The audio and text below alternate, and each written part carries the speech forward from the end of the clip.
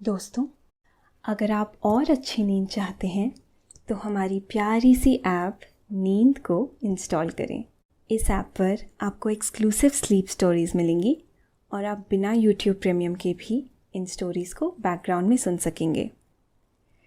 Install करने के लिए आप हमारी वेबसाइट neend.app पर ज़रूर आइए और अच्छी कहानियाँ, स्लीप म्यूज़िक, कुछ टिप्स सुनने के लिए इस चैनल को सब्सक्राइब कीजिए। नमस्कार, मैं हूँ शांभवी और आज मैं आप सबको सुनाऊंगी मुंशी प्रेमचंद की लिखी कहानी पंच परमेश्वर। मुंशी प्रेमचंद ने अलग अलग विषयों पर बहुत बेहतरीन कहानियां लिखी हैं, लेकिन उन सब की पृष्ठभूमि गांव है। आज सुनिए उनकी लिखी एक लोकप्रिय कहानी पंच परमेश्वर। यह दो दोस्तों की कहानी है। कुछ ऐसे हालात बनते हैं कि एक दोस्त को सरपंच बनना पड़ता है और वह न्याय का तकाजा पूरा करने के लिए अपने दोस्त के खिलाफ फैसला सुनाता है। लेकिन हालात जब ठीक उल्टे होते हैं और पहले दोस्त को बदला लेने का मौका आता है तो वह भी सरपंच के तौर पर न्याय का ही साथ देता है। इस दिलचस्प और पॉपुलर कहानी को मैं आज आपको सुनाऊंगी, लेकिन पहले आप अपने आसपास की सारी लाइट्स ऑफ कर लीजिए। आराम से लेट जाइए। अपनी आंखें धीरे धीरे बंद कर लीजिए। अब थोड़ा सा अपने शरीर को आराम दीजिए।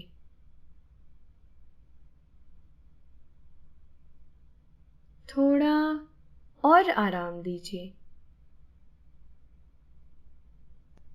अपने शरीर को बिल्कुल ढीला छोड़ दीजिए।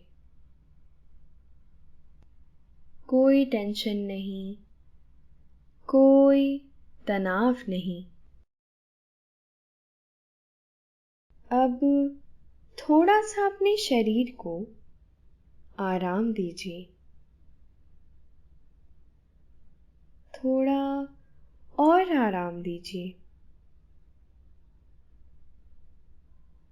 अपने शरीर को बिल्कुल ढीला छोड़ दीजिए।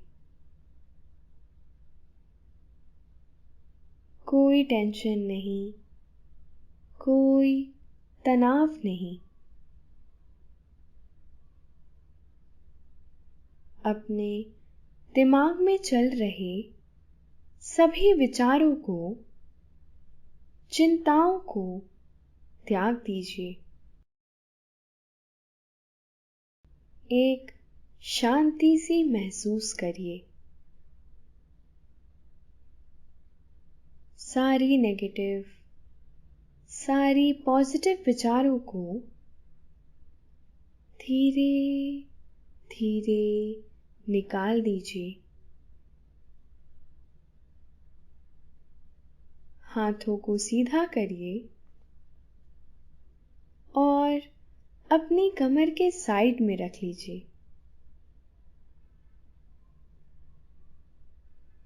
अब अपनी सांस पर ध्यान लगाइए। इसको धीमे या तेज नहीं करना है।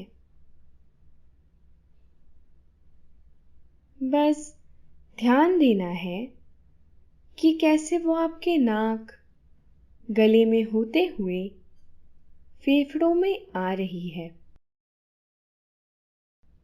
और आपके फेफड़े फूल रहे हैं।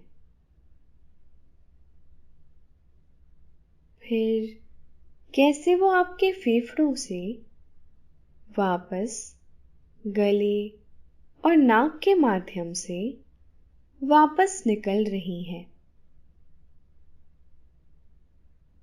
और आपके फेफड़े थोड़े सिकुड़ रहे हैं। मन शांत, एकदम शांत होता जा रहा है। आप अच्छा महसूस कर रहे हैं।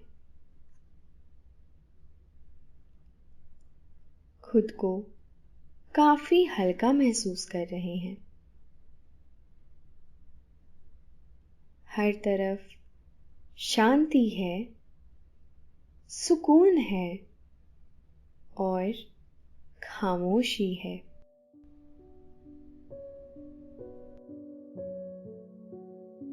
तो चलिए प्रेमचंद द्वारा लिखी इस बेहतरीन कहानी को लेकर मैं आगे बढ़ती हूँ। जुम्मन शेख अलगू चौधरी में गाढ़ी मित्रता थी। साझे में खेती होती थी और कुछ लेन देन भी साझा था। एक को दूसरे पर अटल विश्वास था। जुम्मन जब हज करने गए थे तब अपना घर अलगू को सौंप गए थे और अलगू जब कभी बाहर जाते तो जुम्मन पर अपना घर छोड़ देते थे। उनमें न खान पान का व्यवहार था, न धर्म का नाता, केवल विचार मिलते थे और मित्रता का मूल मंत्र भी यही तो है। इस मित्रता का जन्म उसी समय हुआ जब दोनों मित्र बालक ही थे और जुम्मन के पूज्य पिता जुमराती उन्हें शिक्षा प्रदान करते थे। अलगू ने गुरुजी की बहुत सेवा की थी, खूब प्याले धोए। उनका हुक्का एक क्षण के लिए भी विश्राम ना लेने पाता था, क्योंकि प्रत्येक चिलम अलगू को आधे घंटे तक किताबों से अलग कर देती थी। अलगू के पिता पुराने विचारों के मनुष्य थे। उन्हें शिक्षा की अपेक्षा गुरु की सेवा पर अधिक विश्वास था। वह कहते थे कि विद्या पढ़ने से नहीं आती है, जो कुछ होता है गुरु के आशीर्वाद से। बस गुरु जी की कृपा दृष्टि चाहिए। मगर जुमराती शेख स्वयं आशीर्वाद के कायल न थे। उन्हें अपने सोटे पर अधिक भरोसा था और उसी सोटे के प्रताप से आसपास के गांव में जुम्मन की पूजा होती थी। उनके लिखे हुए रहननामे, बैनामे पर कचहरी का मुहर्रिर भी कदम ना उठा सकता था। हल्के का डाकिया, कांस्टेबल और तहसील का चपरासी सब उनकी कृपा की आकांक्षा रखते थे। अतएव अलगू का मान उनके धन के कारण था। तो जुम्मन शेख अपनी अनमोल विद्या से ही सबके आदर पात्र बने थे। जुम्मन शेख की एक बूढ़ी खाला यानी मौसी थी। उसके पास कुछ थोड़ी सी मिल्कियत थी, परंतु उसके निकट संबंधियों में कोई ना था। जुम्मन ने लंबे चौड़े वादे करके वह मिल्कियत अपने नाम लिखवा ली थी। जब तक दान पत्र की रजिस्ट्री नहीं हुई थी, तब तक खालाजान का खूब आदर सत्कार किया गया। उन्हें खूब स्वादिष्ट पदार्थ खिलाए गए। हलवे, पुलाव की वर्षा सी की गई। पर रजिस्ट्री की मोहर ने इन खातिरदारियों पर भी मानो मोहर लगा दी। जुम्मन की पत्नी करीमन रोटियों के साथ कड़वी बातों के कुछ तेज तीखे सालन भी देने लगी। जुम्मन शेख भी निष्ठुर हो गए। अब बेचारी खालाजान को प्रायः नित्य ही ऐसी बातें सुननी पड़ती थी। कुछ दिन खालाजान ने सुना और सहा, पर जब ना सहा गया तब जुम्मन से शिकायत की। खाला ने जुम्मन से कहा, बेटा, तुम्हारे साथ मेरा निर्वाह ना होगा। तुम मुझे रुपए दे दिया करो, मैं अपना पका खा लूंगी। जुम्मन ने उत्तर दिया, रुपए क्या यहां फलते हैं? खाला ने नम्रता से कहा, मुझे कुछ रूखा सूखा चाहिए भी कि नहीं? जुम्मन ने गंभीर स्वर से जवाब दिया, तो कोई यह थोड़ी ही समझा था कि तुम मौत से लड़कर आई हो। खाला बिगड़ गई। उन्होंने पंचायत करने की धमकी दी। जुम्मन हंसे, जिस तरह कोई शिकारी हिरण को जाली की तरफ जाते देखकर मन ही मन हंसता है। वह बोले, हाँ, जरूर पंचायत करो। फैसला हो जाए तो सही है। मुझे भी यह रात दिन की खटपट पसंद नहीं है। अब पंचायत में किसकी जीत होगी, इस विषय में जुम्मन को कुछ भी संदेह न था। आसपास के गांव में ऐसा कौन था जो उसके अनुग्रहों का ऋणी ना हो? ऐसा कौन था जो उसको शत्रु बनाने का साहस कर सके? किसमें इतना बल था जो उसका सामना कर सके? आसमान के फरिश्ते तो पंचायत करने आएंगे ही नहीं। इसके बाद कई दिन तक बूढ़ी खाला हाथ में एक लकड़ी लिए आस पास के गांव में दौड़ती रही। कमर झुककर कमान हो गई थी। एक एक पग चलना दुभर था, मगर बात आ पड़ी थी। उसका निर्णय करना जरूरी था। बिरला ही कोई भला आदमी होगा जिसके सामने बुढ़िया ने दुख के आंसू ना बहाए हों। किसी ने तो यूं ही ऊपरी मन से हूं हां करके टाल दिया और किसी ने इस अन्याय पर जमाने को गालियां दी।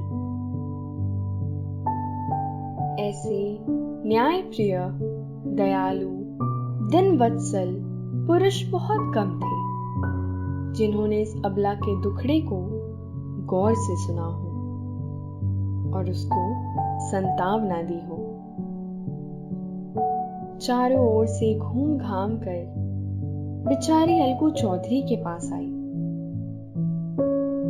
लाठी पटक दी और दम लेकर बोली,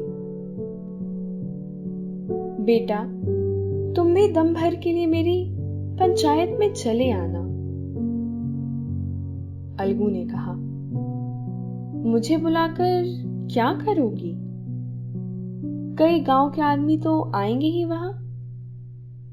खाला, अपनी विपदा तो सबके आगे रो आई, अब आने ना आने का अख्तियार उनको है। अलगू, यो आने को आ जाऊंगा मगर पंचायत में मुंह ना खोलूंगा। खाला, क्यों बेटा? अलगू, अब इसका जवाब क्या दूं? अपनी खुशी, जुम्मन मेरा पुराना मित्र है, उससे बिगाड़ नहीं कर सकता। खाला, बेटा क्या बिगाड़ के डर से ईमान की बात ना कहोगे?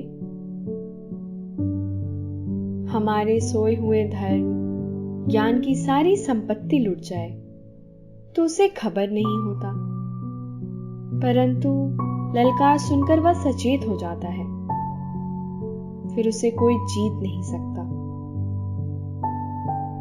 अलगू इस सवाल का कोई उत्तर ना दे सका, पर उसके हृदय में एक एक शब्द गूंज रहे थे। क्या बिगाड़ के डर से ईमान की बात ना कहोगे? संध्या समय एक पेड़ के नीचे पंचायत बैठी। शेख जुम्मन ने पहले से ही फर्श बिछा रखा था। उन्होंने पान, इलायची, हुक्के, तंबाकू आदि का प्रबंध भी किया था। हाँ, वह स्वयं अलबत्ता अलगू चौधरी के साथ जरा दूर पर बैठे। जब पंचायत में कोई आ जाता था तब दबे हुए सलाम से उसका स्वागत करते थे। जब सूर्य अस्त हो गया और चिड़ियों की कलर युक्त पंचायत पेड़ों पर बैठी, तब यहां भी पंचायत शुरू हुई। फर्श की एक एक अंगुल जमीन भर गई,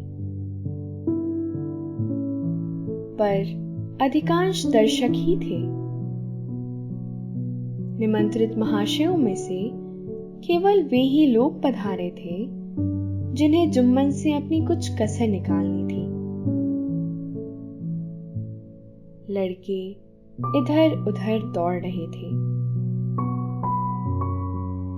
चारों तरफ कोलाहल मच रहा था।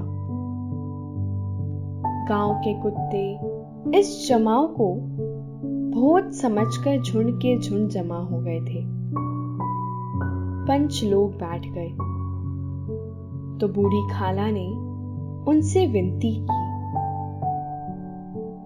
पंचों, आज 3 साल हुए मैंने अपनी सारी जायदाद अपने भांजे जुम्मन के नाम लिख दी थी। इसे आप लोग जानते ही होंगे। जुम्मन ने मुझे ताहयात रोटी कपड़ा देना कबूल किया। साल भर तो मैंने इसके साथ रो धो कर काटा, पर अब रात दिन का रोना नहीं सहा जाता। मुझे ना पेट की रोटी मिलती है, ना तन का कपड़ा। बेकस बेवा हूं, कचहरी दरबार नहीं कर सकती। तुम्हारे सिवा और किसको अपना दुख सुनाऊं? तुम लोग जो राह निकाल दो उसी राह पर चलूं। मैं पंचों का हुक्म सिर माथे पर चढ़ाऊंगी। रामधन मिश्र, जिनके कई असामियों को जुम्मन ने अपने गांव में बसा लिया था, बोले, जुम्मन मियां, किसे पंच बदते हो? अभी से इसका निपटारा कर लो, फिर जो कुछ पंच कहेंगे वही मानना पड़ेगा। जुम्मन को इस समय सदस्यों में विशेषकर वे ही लोग दिख पड़े जिनसे किसी न किसी कारण उनका वैमनस्य था। जुम्मन बोले, पंचों का हुक्म अल्लाह का हुक्म है। खाला जान जिसे चाहे उसे बदे, मुझे कोई उज्र नहीं। खाला ने चिल्लाकर कहा, अरे अल्लाह के बंदे, पंचों का नाम क्यों नहीं बता देता? कुछ मुझे भी तो मालूम हो। जुम्मन ने क्रोध से कहा, इस वक्त मेरा मुंह ना खुलवाओ। तुम्हारी बन पड़ी है, जिसे चाहो पंच बदो। खाला जान जुम्मन के आक्षेप को समझ गई। वह बोली, बेटा, खुद से डरो। पंच ना किसी के दोस्त होते हैं, ना किसी के दुश्मन। कैसी बात कहते हो? और तुम्हारा किसी पर विश्वास ना हो तो जाने दो। अलगू चौधरी को तो मानते हो? लो, मैं उन्हीं को सरपंच बदती हूं।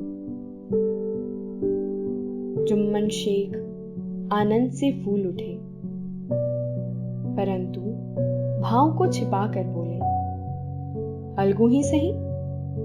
मेरे लिए जैसे रामधन वैसे अलगू। अलगू इस झमेले में फंसना नहीं चाहते थे। वे कन्नी काटने लगे। बोले, खाला, तुम जानती हो कि मेरी जुम्मन से गाढ़ी दोस्ती है। खाला ने गंभीर स्वर में कहा, बेटा, दोस्ती के लिए कोई अपना ईमान नहीं बेचता।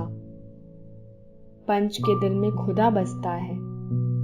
पंचों के मुंह से जो बात निकलती है वह खुदा की तरफ से निकलती है। अलगू चौधरी सरपंच हुए। रामधन मिश्र और जुम्मन के दूसरे विरोधियों ने बुढ़िया को मन में बहुत कोसा। अलगू चौधरी बोले, शेख जुम्मन, हम और तुम पुराने दोस्त हैं। जब काम पड़ा तुमने हमारी मदद की है, और हम भी जो कुछ बन पड़ा तुम्हारी सेवा करते रहे हैं। मगर इस समय तुम और बूढ़ी खाला दोनों हमारी निगाह में बराबर हो। तुमको पंचों से जो कुछ अर्ज करनी हो करो। जुम्मन को पूरा विश्वास था कि अब बाजी मेरी है। अलग यह सब दिखावे की बातें कर रहे हैं। अतएव शांतचित्त होकर बोले, पंचों, 3 साल हुए खाला जान ने अपनी जायदाद मेरे हिब्बा कर दी थी। मैंने उन्हें ताहयात खाना कपड़ा देना कबूल किया। खुदा गवाह है, आज तक मैंने खाला जान को कोई तकलीफ नहीं दी। मैं उन्हें अपनी मां के समान समझता हूं। उनकी खिदमत करना मेरा फर्ज है। मगर औरतों में जरा अनबन रहती है, उसमें मेरा क्या बस है? खाला जान मुझसे माहवार खर्च अलग मांगती है। जायदाद जितनी है वह पंचों से छिपी नहीं। उससे इतना मुनाफा नहीं होता कि माहवार खर्च दे सकूं। इसके अलावा हिब्बा नामे में माहवार खर्च का कोई जिक्र नहीं तो मैं भूल कर भी इस झमेले में ना पड़ता।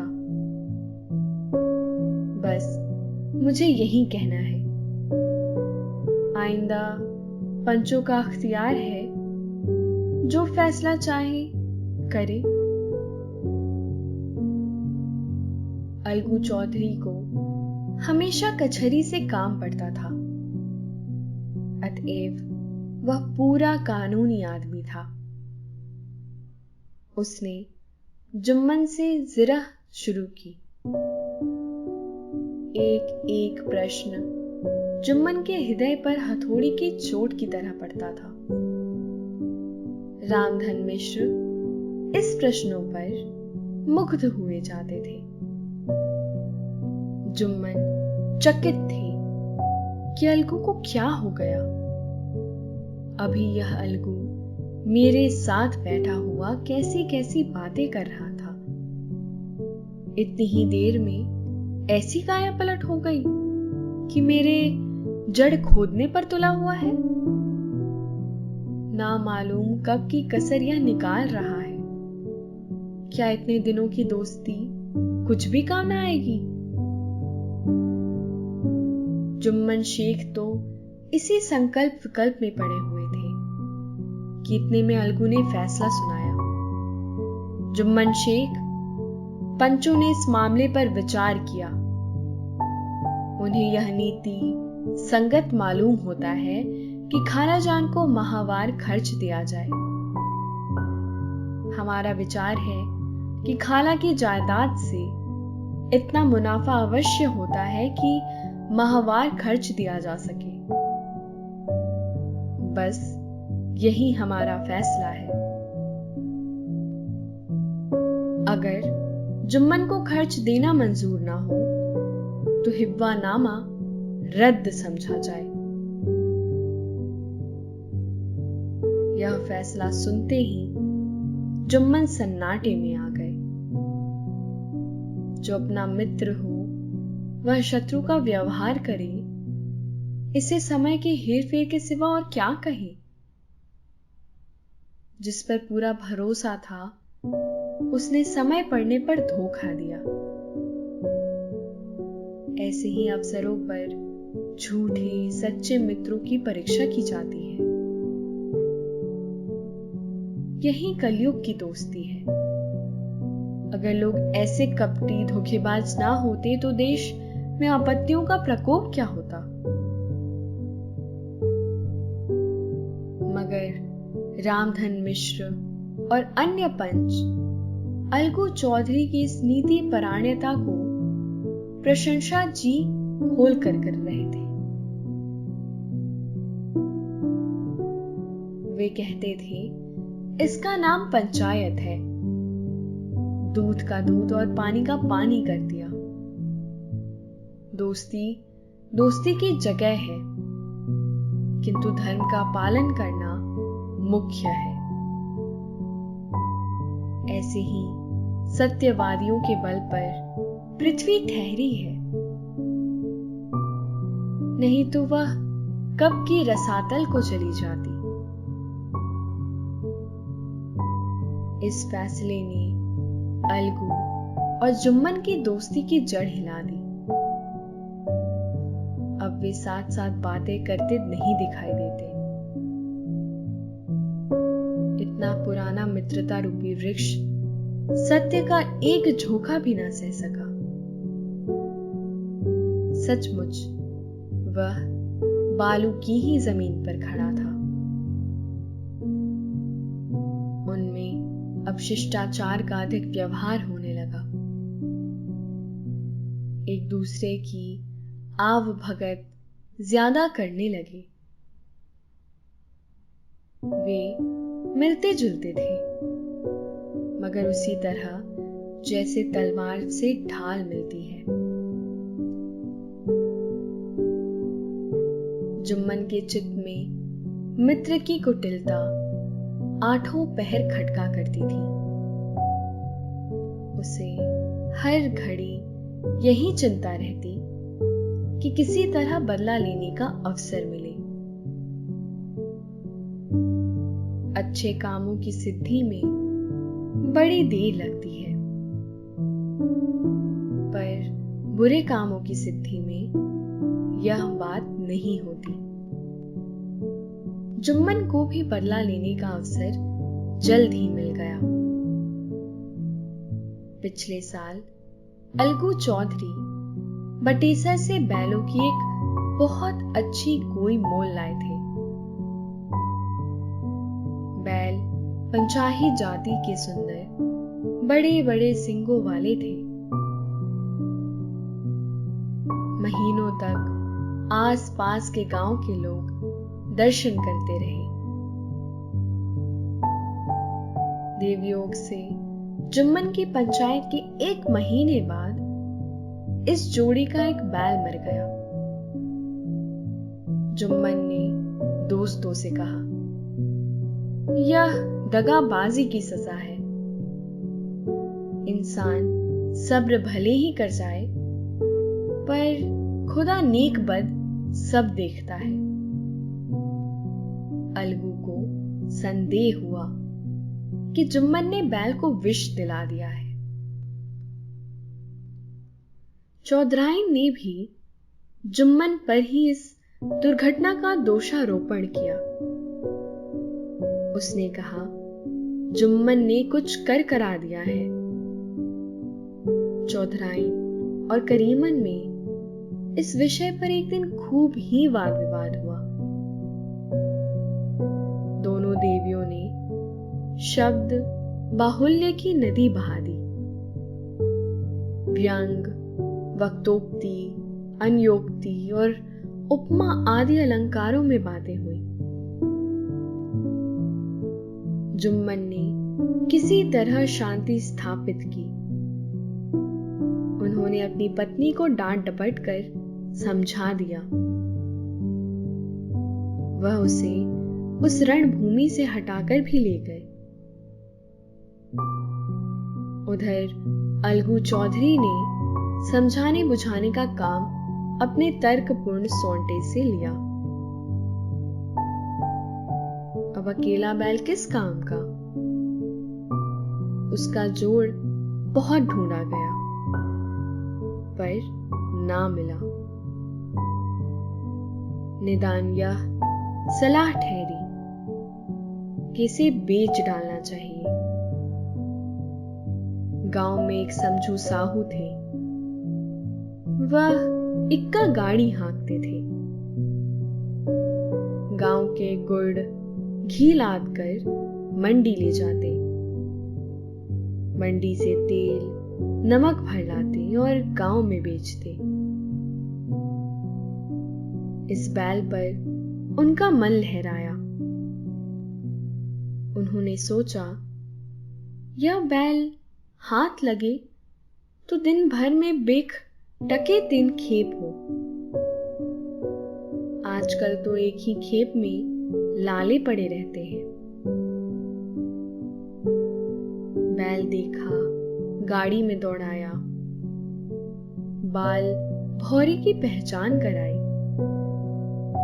मोल तोल किया और उसे लाकर द्वार पर बांध ही दिया। 1 महीने में दाम चुकाने का वादा ठहरा। चौधरी को भी गरज थी ही, घाटे की परवाह ना की। समझू साहू ने नया बैल पाया तो लगे उसे रगेदने। वह दिन में 3-3, 4-4 खेपे करने लगे। न चारे की फिक्र थी न पानी की, बस खेपों से काम था।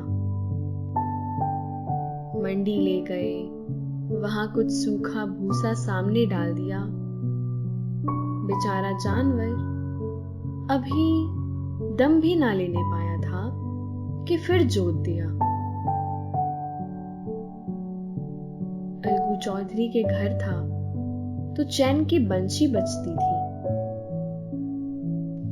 बैलराम छठे छमाहे कभी बहली में जोते जाते थे। खूब उछलते कूदते और कोसों तक दौड़ते चले जाते थे।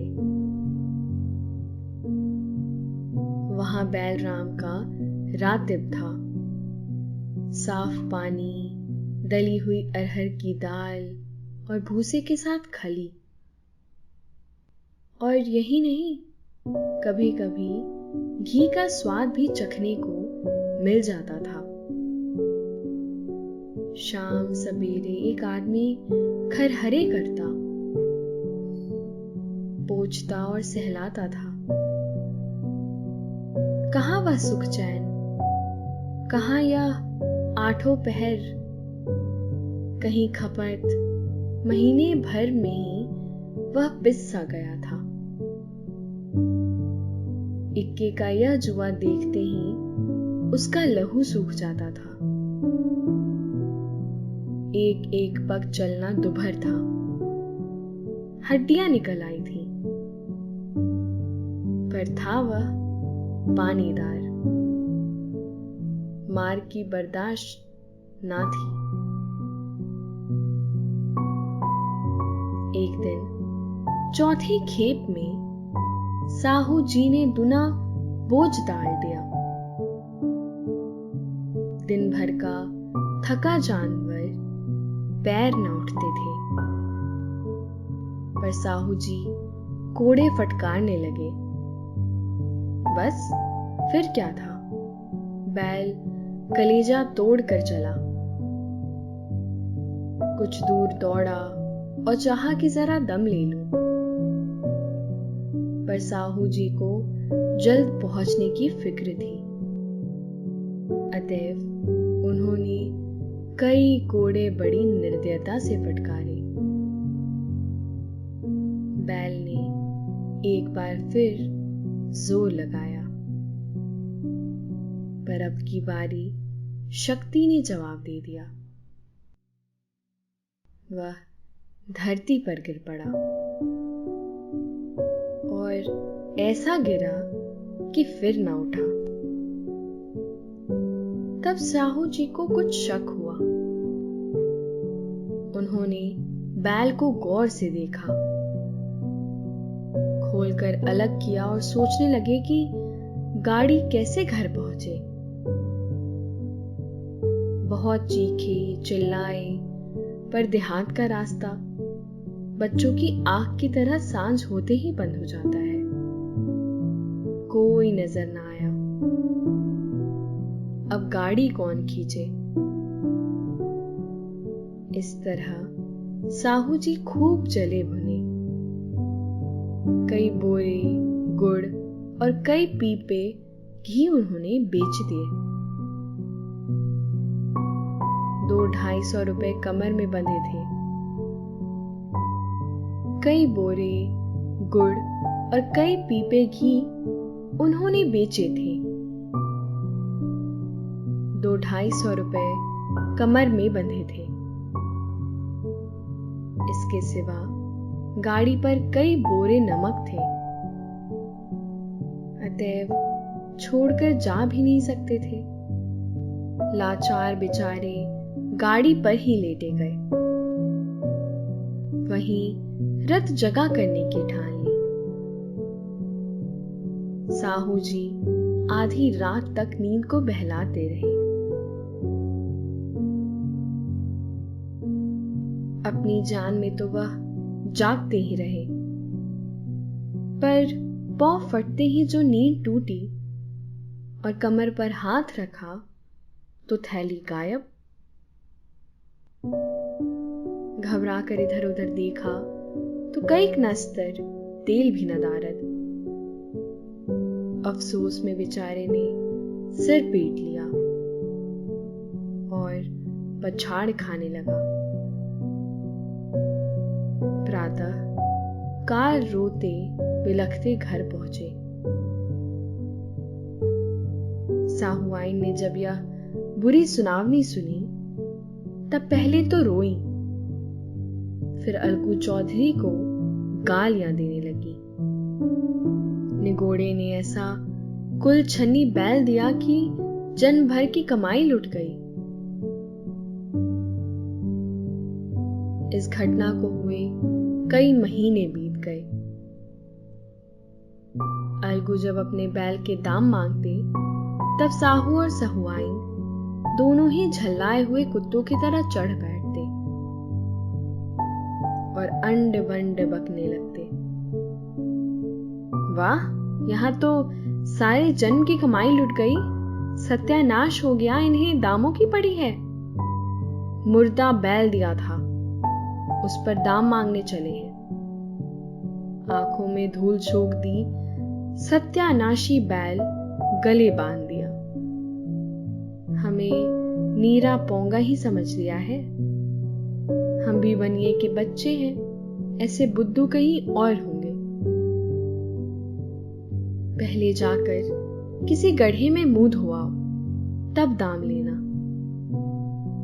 न जी मानता हो तो हमारा बैल खोल के ले जाओ।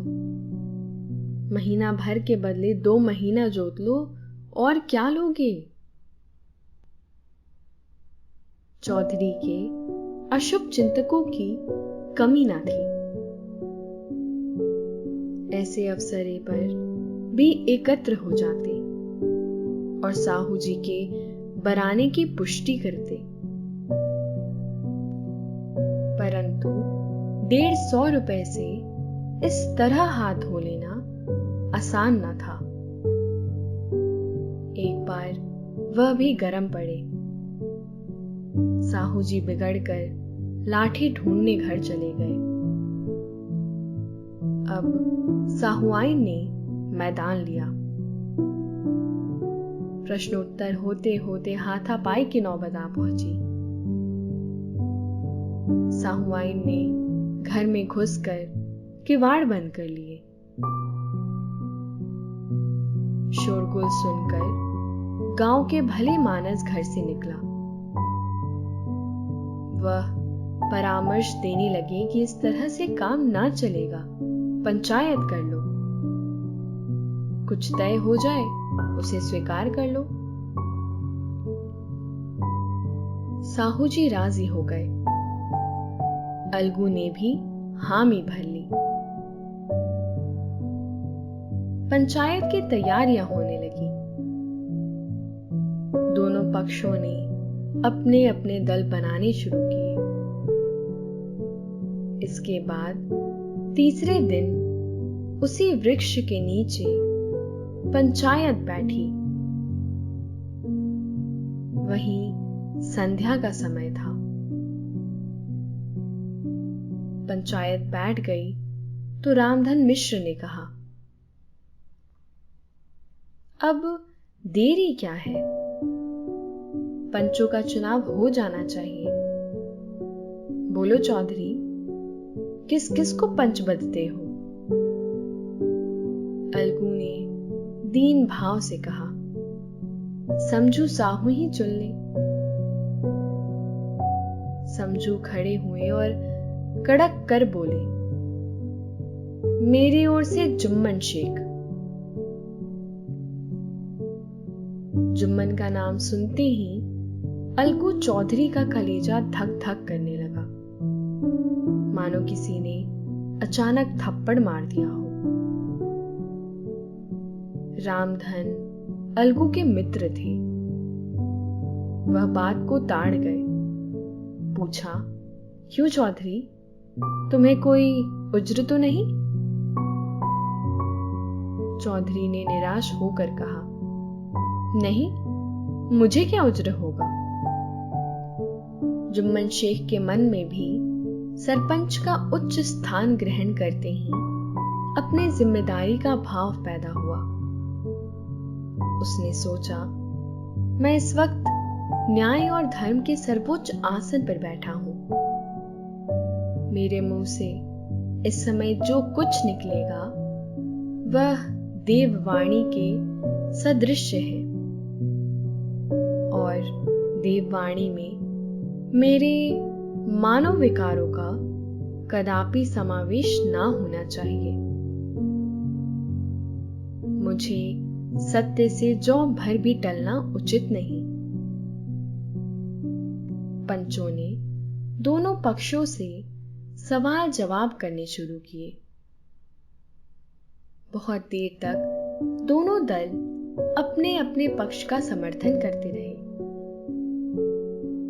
इस विषय में तो सब सहमत थे कि समझू को बैल का मूल्य देना चाहिए, परंतु वो महाशय इस कारण रियायत करना चाहते थे कि बैल के मर जाने से समझू को हानि हुई। उसके प्रतिकूल 2 सभ्य मूल के अतिरिक्त समझू को दंड भी देना चाहते थे, जिससे फिर किसी को पशुओं के साथ ऐसी निर्दयता करने का साहस ना हो।